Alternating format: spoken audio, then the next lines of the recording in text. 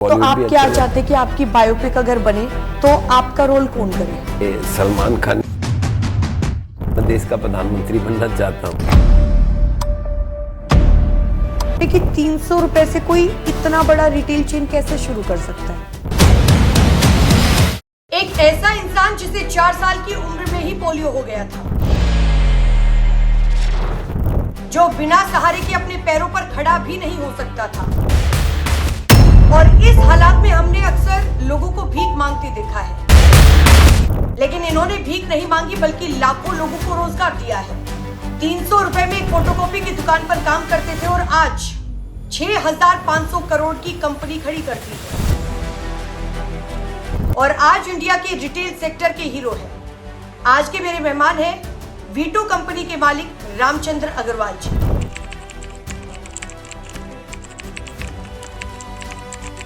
तो रामचंद्र अग्रवाल जी मेरे साथ मौजूद है। सर बहुत स्वागत करती हूँ आपका द किरण यादव शो पर। नमस्कार। कैसे हैं आप? बहुत अच्छे, वेरी गुड। अभी आपका रूटीन क्या रहता है प्रॉपर पूरे दिन का? सवेरे 5:30 पौने 6 बजे उठते हैं, योगा करता हूँ पौना घंटा, और उसके बाद थोड़ा एक्सरसाइज वगैरह करके नहा के और 7:30 बजे करीब निकल जाता हूँ ऑफिस। पौने 8 बजे ऑफिस पहुंच जाता हूँ और फिर 5 सवा 5 बजे ऑफिस से निकल के। और ऑफिस टाइम में क्या होता है? ऑफिस टाइम में रिव्यू करते हैं, सिस्टम एंड प्रोसेसेस को ठीक करने का चेष्टा कर रहे हैं, कंपनी और कैसे वर्ल्ड लेवल पे बड़ी हो। आफ्टर ऑफिस से आने के बाद हफ्ते में 3 दिन जिम चला जाता हूँ, 3 दिन नीचे स्विमिंग, तो स्पा में हॉट बाथ, कोल्ड प्लंज, सोना और स्टीम, ये सब है। आपने अपनी डायरी में ये लिखा कि मैं जिस कंपनी का मालिक था पहले, विशाल मेगा मार्ट, उसके बारे में इतने सारे मीम्स बन जाएंगे सिक्योरिटी गार्ड की जॉब के लिए या फिर वैकेंसी के लिए। अपनी डायरी में लिखा है इसके बारे में कुछ? नहीं, अभी इसके बारे में डायरी में नहीं लिखा है। V2 रिटेल के साथ आपका रिलेशन क्या है? एक वर्ड में आप कैसे डिफाइन करेंगे? V2 रिटेल मेरा बिजनेस, मेरे लिए प्राइड है। आप अपने जो V2 रिटेल में डिस्काउंट देते हैं उसमें आप लोगों को क्या फायदा होता है? क्लेम कर सकता हूँ कि V2 रिटेल में जो माल बिकता है वो दुनिया का सबसे सस्ता माल और बढ़िया माल है। 3 दिन में हमारी एक दुकान खोलने का प्लान है इस साल, और हो सकता है अगले साल हम हर दिन में एक दुकान खोलें। हर दिन में एक दुकान अगले साल हमारा खोलने का प्लान है। और आप इस चीज का क्लेम कर रहे हैं कि V2 रिटेल में सबसे सस्ता सामान मिलता है? 100%। हर सामान सबसे सस्ता मिलता है या फिर कोई स्पेसिफिक सामान है? हर सामान जो भी मिलता है वो मेरे ख्याल से मेरे रेट में कोई बेच ही नहीं सकता, क्योंकि हमारा इकोसिस्टम, वैरायटी में भी हम एक नंबर है। आपको क्या लगता है कि V2 रिटेल का जो सबसे बड़ा कंपेटिटर है वो कौन है? अभी तो जूडियो ही है।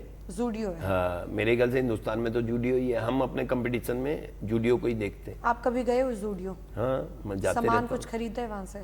सामान नहीं खरीदा, लेकिन क्यों नहीं खरीदा? मतलब एक बार एक रिसर्च के लिए जाते हैं कि भैया क्या बिक रहा है, किस दाम में बिक रहा है, कैसा असॉर्टमेंट है, कैसी प्राइसिंग है। नहीं, आप गए हो या फिर आपकी टीम गई है? टीम भी जाती है, मैं भी जाता हूँ। आपको लगता नहीं कि अभी लोग ज्यादा जूडियो की साइड थोड़ा अट्रैक्ट हो रहे हैं? हाँ, उसका रीजन क्या है? अच्छा है, जेनजी का माल है। तो वो जेनजी वाला सामान आप अपने V2 रिटेल में भी तो ला सकते हैं ना? कर रहे हैं। हमारा अलग एज है। वो लोग एक सेगमेंट को कैटर कर रहे हैं, हम उससे लोअर वाले सेगमेंट को कैटर कर रहे हैं। अपना अपना बिजनेस में सबका मॉडल है, स्ट्रेटेजी है, मॉडल है। V2 रिटेल की अगर हम लोग बात करते हैं, उसका कंपेयर किया जाता है जूडियो के साथ। आपको क्या लगता है जूडियो के साथ उसका कंपैरिजन करना कितना ठीक है? बड़ी कंपनी है टाटा की, लेकिन मेरे को लगता है कि जो एफर्ट मैं कर रहा हूँ, हो सकता है बहुत जल्दी हम हिंदुस्तान के फैशन, वैल्यू फैशन रिटेल में हम लोग नंबर 1 बन जाए। सर आप सोशल मीडिया पे एक्टिव कितना रहते हैं? मैं बहुत ज्यादा एक्टिव नहीं हूँ, लेकिन फिर भी वंस इन ए व्हाइल कुछ ना कुछ डालते रहते हैं। तो आपको क्या लगता है, वेस्टेज ऑफ टाइम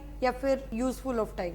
ये सारा डिपेंड करता है आपके ऊपर। मेरा मन करता है कि जो भी मैंने सीखा है 40 साल के एक्सपीरियंस में, मैं शेयर करूं लोगों के साथ, और उससे अगर कुछ लोगों का भी भला होता है, बहुत मेरे को शांति मिलेगा कि हाँ, किसी के एक्सपीरियंस से किसी का भला भी हो सकता है। मैं आपके कमेंट सेक्शन को चेक कर रही थी तो उसमें लोगों ने कहा है 300 रुपए से 20 लाख स्क्वायर फुट का रिटेल चेन आपने शुरू किया है। तो लोग पूछ रहे हैं कि 300 रुपए से कोई इतना बड़ा रिटेल चेन कैसे शुरू कर सकता है? देखिए, हर चीज धीरे धीरे ग्रेजुअल बढ़ता है। तो पहले छोटी सी दुकान की, वहां फिर सेल लगाने लग गए, फिर एक बड़ी दुकान किए, फिर थोड़ा और पैसा बना तो 5 दुकान कलकत्ता में किए। पेरेंट्स का सपोर्ट कितना था? पेरेंट्स का पूरा सपोर्ट था। बिजनेस में गट फीलिंग ज्यादा जरूरी रहती है फिर स्ट्रेटेजी?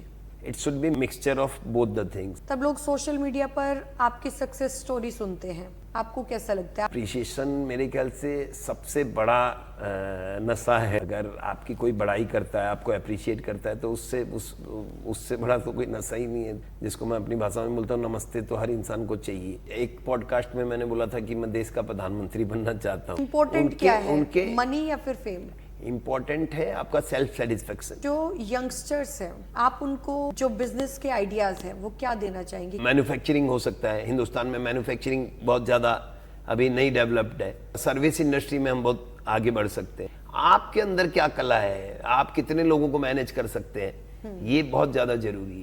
क्या कभी ऐसा दिन आया जब आपने सब कुछ छोड़ देने के लिए सोच लिया कि हाँ यार छोड़ सब कुछ? मेरे वहाँ पे यूनियन का प्रॉब्लम हो गया था 2000 में, तो एक बार सब वहाँ छोड़ के और मैं दिल्ली आ गया था। वो भी एक टर्निंग पॉइंट था मेरे लाइफ में। जब आप पोलियो से जूझ रहे थे और लोग आपको अलग नजरिए से देखते थे, तब आपने अपने आप को कैसे संभाला? मैंने बोला मैं हर चीज में पार्टिसिपेट करता था, तो मेरे को कभी लगा ही नहीं कि मेरे अंदर कोई कमी। कभी किसी ने आपका मजाक उड़ाया है? नहीं, कभी भी नहीं। नहीं। आज जब आप पीछे मुड़कर देखते हैं तो क्या कोई एक ऐसी चीज है जिसे आप बदलना चाहते हैं? जो विशाल मेगा मार्ट में मैंने गलतियां की, अगर मैं अभी जो मैच्योरिटी लेवल है वो बदल देता, वो गलतियां नहीं करता उस समय। क्या आज भी वो दुकान जहां पर आप 300 रुपए में काम करते थे वो याद आती है? एकदम। आदमी जब पुराने दोस्त एज हो मिलते जाता है, हैं या पुराने फिर- दोस्त, और हमेशा वो पूरा फ्लैशबैक।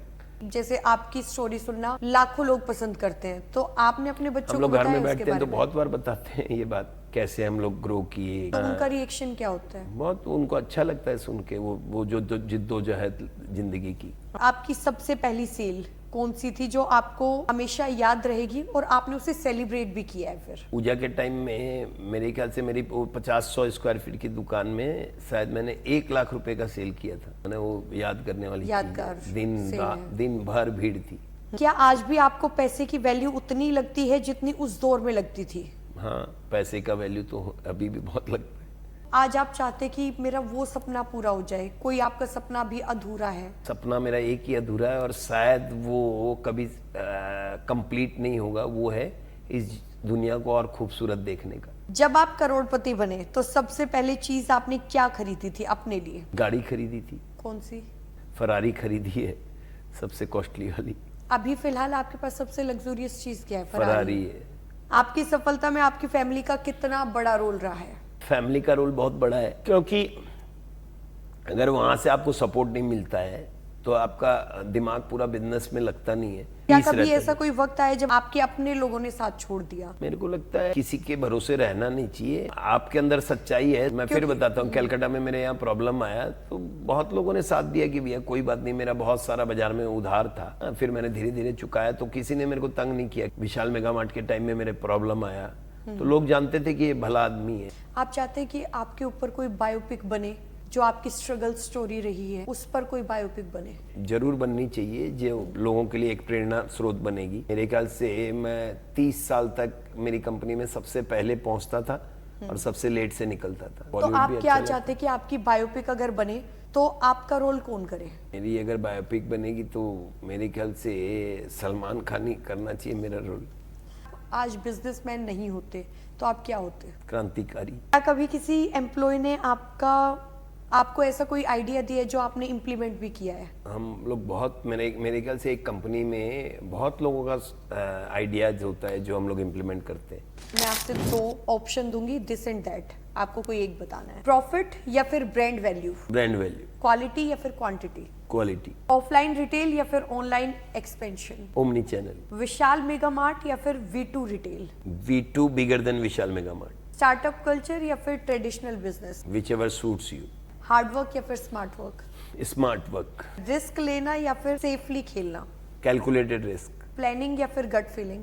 Mix of both. सुबह जल्दी उठना या फिर देर रात तक काम करना? सुबह जल्दी उठना। टी या फिर कॉफी? नथिंग। Then what? मैं ग्रीन जूस लेता हूँ सवेरे। बुक पढ़ना या फिर ऑडियो बुक सुनना? कभी कभी बुक पढ़ता हूँ। ट्रेवल करना पहाड़ों में या फिर समुद्र के किनारे? पहाड़ों में। मूवीज या फिर वेब सीरीज? ज्यादा वेब सीरीज। इंस्टाग्राम या फिर लिंक्डइन? दोनों में ही एक्टिव हूँ। रिस्पेक्ट या फिर ट्रस्ट? वैल्यूज। पावर या फिर पीस? पीस। वो फोटोकॉपी की दुकान या फिर आज का हेड ऑफिस? आज का ऑफिस।